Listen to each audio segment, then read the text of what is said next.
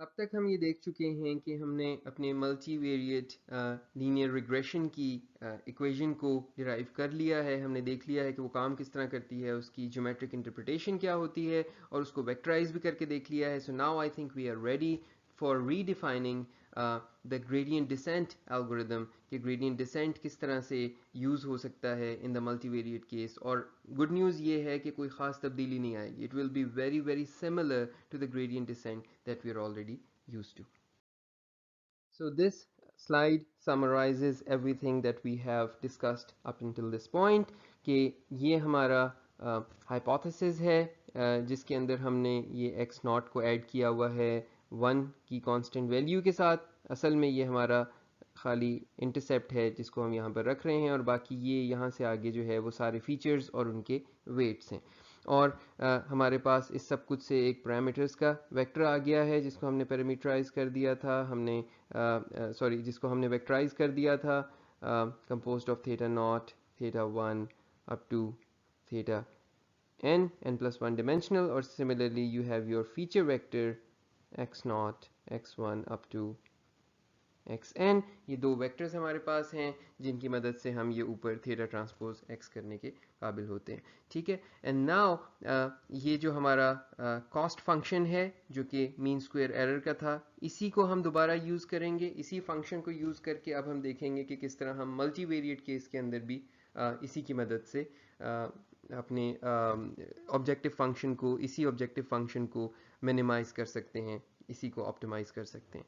अच्छा जनाब, सो gradient descent किस तरह काम करेगा? बिल्कुल उसी तरह काम करेगा जिस तरह से हमने इससे पहले देखा था कि हम for each weight, for each dimension theta, theta J will just be doing this theta J minus the learning rate into the partial derivative of the cost function in the direction of that feature। ठीक है, इस चीज़ को हम पिछले series of lectures के अंदर बहुत तफसील से देख कर आए हैं। आई होप कि सब आपको क्लियर होगा। और जब आप ये सारे जेज के लिए यानी J is equal to 1 to n के लिए कर लेंगे और टेम्प्स में वैल्यू रख चुके होंगे, तो फिर उस सब के सबको, ओवर टेम्प्स बेसिकली अब एक मैट्रिक्स ही होगी, इस सब के सबको आप साइमल्टेनियसली अपडेट कर देंगे ताकि अगली इटरेशन के अंदर इनको यूज़ किया जा सके।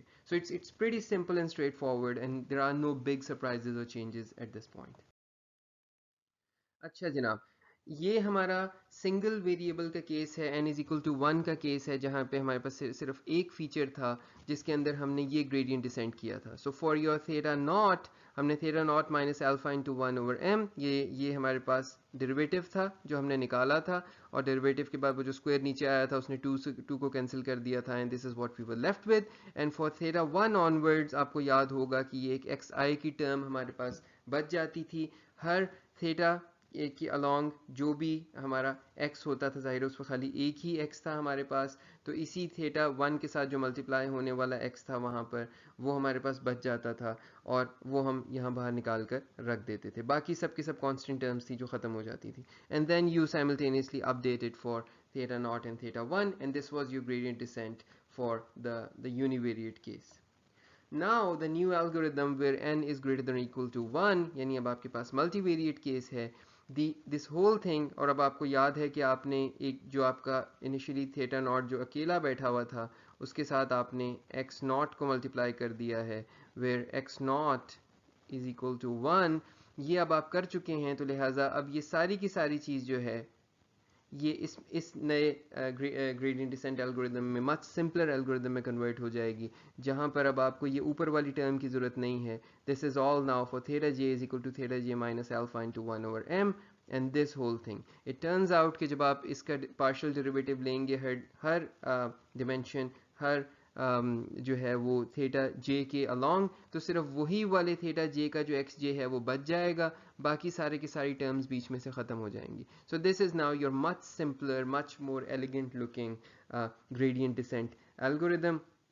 इसमें अगर आप देखें तो बेसिकली अलग अलग जब ये लूप अनरोल होगा और जब ये सारे जेज के लिए ये कैलकुलेशन होगी इसकी, तो this is how it's going to look like.